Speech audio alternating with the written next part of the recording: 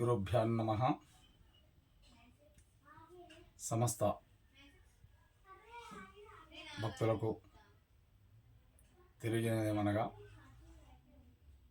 రేపు అనగా 2వ తారీఖు అక్టోబర్ నెల 2024 బుధవారం భాద్రపద బహుళ అమావాస్య అవుతుంది. మరి ఈ యొక్క భాద్రపద బహుళ అమావాస్యకు ఒక ప్రత్యేకత ఉన్నది. మన హైందవ సాంప్రదాయ ప్రకారం పితృమాసం అంటాము, పితృపక్షం అంటారు, మహాలయ అమావాస్య అంటారు, పెత్తార అమావాస్య అంటారు. ఒక్కొక్క ప్రాంతంలో ఒక్కొక్క వాళ్ళ విధి ప్రకారంగా పిలుస్తుంటారు. మరి ఈ అమావాస్య నాడు అన్ని అమావాస్యల కన్నా ఈ అమావాస్య ఎంతో గొప్పనైనది. అందుకే మహాలయ అమావాస్య అంటున్నారు. మహా అంటే అన్నిటికన్నా గొప్పనైనది అని మహా అంటారు. ఆ మహాలయ అమావాస్య అంటే లయ అయితున్న విషయాన్ని లయ అంటున్నారు. మహాలయ అమావాస్య అని దీని పేరు వచ్చింది. ఈ మహాలయ అమావాస్య యొక్క ప్రత్యేకత ఏంటంటే మన హిందూ సంప్రదాయ ప్రకారంగా మరి ప్రజలు ఈ పితృమావాస్య నాడు, ఈ మహాలయ అమావాస్య నాడు ఎవరైతే తల్లి తండ్రి తాతలు పోయిన వాళ్ళు ఉంటారో, గతించిన వాళ్ళు ఉంటారో వాళ్ళను స్మరించుకునేటువంటి ఒక రోజు అంటారు. మరి ఈ స్మరించుకునేటువంటి రోజు ఎందు గురించి వచ్చిందంటే సంవత్సరం ఎల్ల మనం మన పనులు చేసుకుంటుంటాము.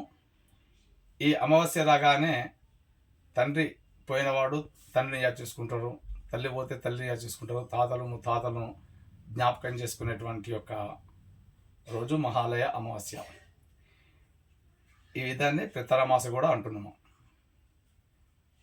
మరి మన హిందూ సంప్రదాయ ప్రకారంగా ప్రజలు ఏం చేస్తున్నారంటే తమ తమ గురువులను కానీ పురోహితులను కానీ అందుబాటులో ఉన్నటువంటి అయ్యగారులను కానీ తమ ఇంటికి పిలుచుకొసుకొని ఆ రోజు వాళ్ళకు తోచిన కాడికి ధనము, ధాన్యము, వస్త్రము, పాత్ర ఎవరికి తోచిన విధంగా వారికి వాళ్ళ పెద్దల పేరు మీద అంటే గతించిన వాళ్ళను పేరు మీద గురువుల వారికి పాదపూజ చేసుకొని వాళ్ళకి దానం చేస్తూ ఇష్టమైన పదార్థము కిందకి దక్షిణ ఇస్తూ సమర్పణ చేసుకుంటుంటారు. మహా అంటే ఏంటంటే గొప్పనైనది, లయ అంటే లీలమైనది. మరి ఈ మహాలయ అని ఎందుకు వచ్చిందంటే మానవుడు ఎప్పుడైతే మానవుని శరీరంలో ఉండేటువంటి జీవుడు వెళ్ళిపోతున్నదో ఆ జీవుని లయ అంటున్నాం. మరి ఆ జీవుడు ఎప్పుడైతే వెళ్ళిపోతాడో ఈ శరీరం ఎందులో కూడా పనికిరాదు కాబట్టి శాస్త్ర ప్రకారంగా వారి వారి కార్యక్రమాలు చేసుకుంటారు. సంవత్సరానికి ఒకసారి వచ్చేటువంటి అమావాస్య నాడు వాళ్ళని ప్రత్యేకంగా వాళ్ళ కుటుంబ సభ్యులు కానీ వాళ్ళ బంధుమిత్రులు కానీ పిలుచుకొని ఈ యొక్క హిందూ సాంప్రదాయ ప్రకారంగా గురువుల వారికి, పురోహితులకు, స్థానికంగా ఉండే అందుబాటులో ఉండే అయ్యగారులకు దాన ధర్మాలు చేసుకుంటూ పిండ ప్రదానాలు చేసుకుంటూ వాళ్ళని స్మరించుకునేటువంటి ఒక దినమే మహాలయ అమావాస్య అంటున్నాము.